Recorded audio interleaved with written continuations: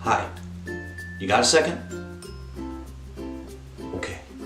You guys remember how when we were younger and we used to talk about Halo and guns and anime and other crazy topics, and we used to debate whether or not a gun in real life would work very well in Halo as well as vice versa, and we used to freak out about the little details of fictional firearms, and then one day I was all like, oh hey, big news, I'm gonna go get some milk, and then we just didn't see each other for a really long time.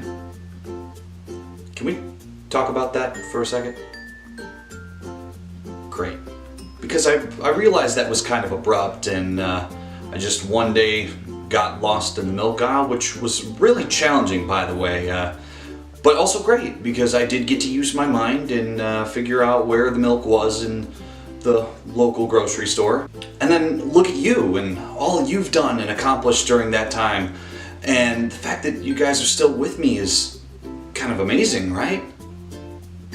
That for all this time, we started out with Halo and guns, and now there's a new Halo game coming out, and we have more anime to talk about and other crazy things. But seeing all these new games and all this new content coming out, it's kind of challenging sometimes, you know? I know you know. And I just wanted to say that I wouldn't be back here if it wasn't for your guys' constant support, because if it wasn't for what you guys have been doing for me over the last 2 years, as well as people who came and saw my stuff about 3 years ago or so, I wouldn't be where I'm at right now. And what you've done and continue to do for me has been helping me right now. I guess what I'm trying to say is thank you for all you've done for me over the years, and that I never forgot you. And I'm very, very glad to be back. I got the milk, by the way.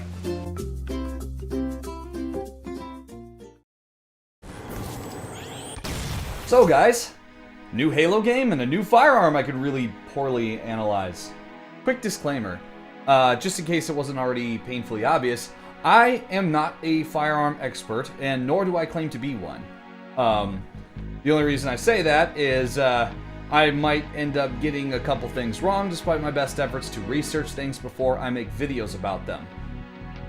Like getting the improper shot column length on a 50 BMG. Oh yes, I read my comments. I know I messed up. But yeah, anyway, just take what I say with a grain of salt, because again, I may get some things wrong.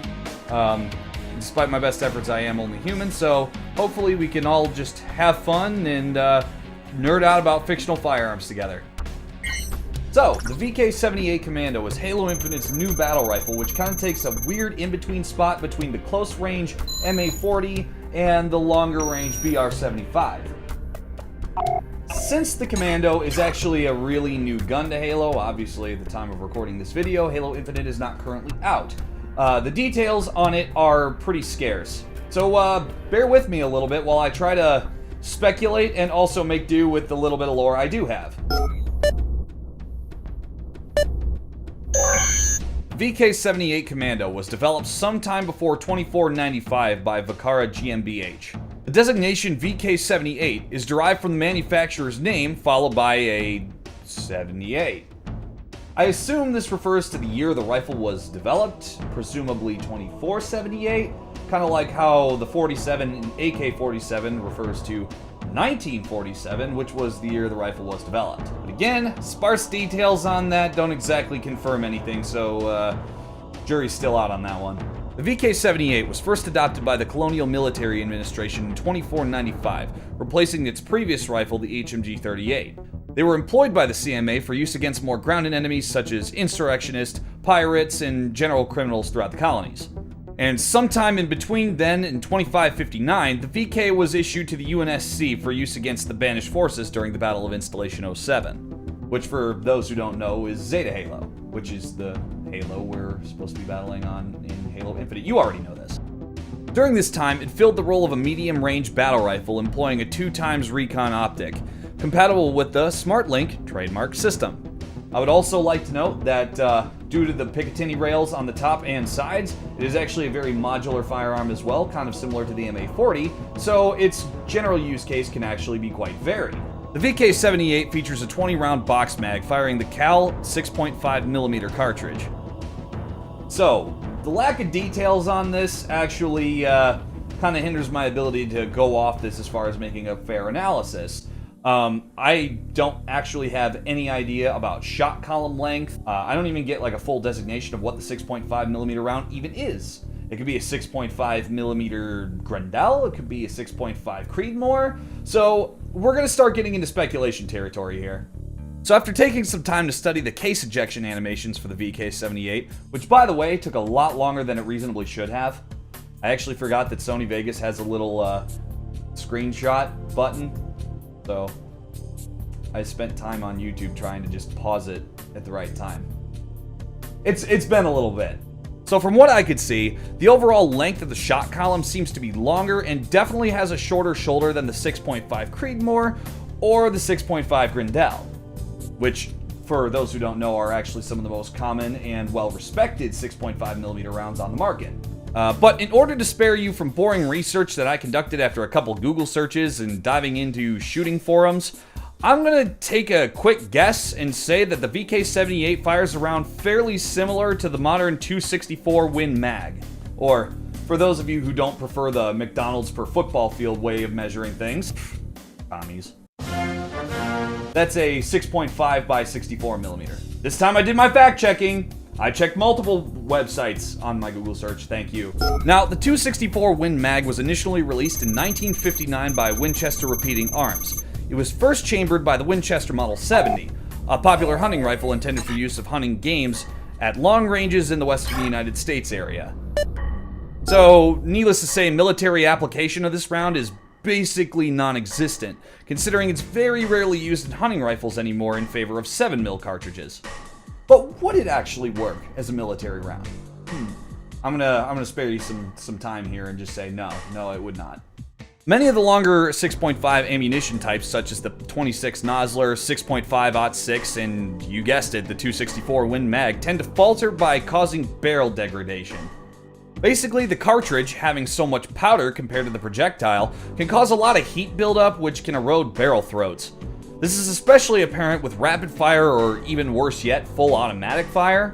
So, in layman's terms, after a few rounds, your VK78 is going to start looking more like the sniper rifle from Cursed Halo. And unfortunately for all of us, they don't make a pill for the Cursed Halo sniper rifle, do they? Yeah, I kept up with the Halo community. I didn't just completely disappear. I have a smartphone. You can still look up Halo games when you're lost in the milk aisle, okay? However, modern advancements in stainless steel barrels as well as cryogenic treatments for these barrels have drastically increased the life of rifles using munitions like these. And I'm sure it's pretty well safe to say that 500 years in the future, they probably have better manufacturing techniques than we do currently, so maybe they found a way to fix it. That is, if the supply chains ever got fixed. Oh, that's a topical joke. Okay, moving on. However, even with futuristic barrel enhancements, the VK78 wouldn't exactly have the range it boasts in game. The VK's more common cousin, the MA40, fires a 7.62 NATO round, or, for those who don't know, 7.62 by 5.1. This round was actually found to have great accuracy up to about 300 meters, but tends to falter once you start getting past that. Whereas the 264 Win Mag has a maximum point-blank range of about 270 meters, which, for those who don't know, maximum point-blank range basically means this is the amount of range you're going to have where you don't have to account for bullet drop. Which is not to say it's going to be inaccurate past that range, but it's going to take a little bit more calculation to use it. But I think generally speaking, it's pretty well safe to say that the 7.62 NATO round is going to have the 264 Win Mag beat, as far as range goes at least. Which is kind of sad, because if they just used the 6.5 Creedmoor round, they'd actually have the 7.62 NATO round left in the dust. The 6.5 Creedmoor actually has a maximum point-blank range up to 1,000 meters. Hell, in 2017, US SOCOM actually tested it against the 7.62 NATO round, and found that by far the 6.5 Creedmoor had it beat out. So, with the 264 Win Mag, basically got the VK78's use case completely nullified. This is usually the part where I'd start getting into manufacturing costs, as well as any specific details on, how much it would cost in universe versus in real life here. However, that said, I don't have any details for you. there's no actual information to go off of on the Halo Wiki as well as Halopedia or even 343's industry. So again, at the time of the recording, this game's not quite out yet. Maybe we'll get more lore showing which round it actually has, as well as maybe like some manufacturing costs or just general statistics about the firearm.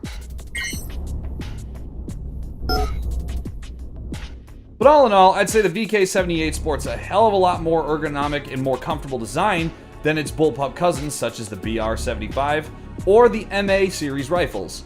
However, ergonomics can't exactly help you if you're unable to hit targets that your Marine friends are able to hit no problem.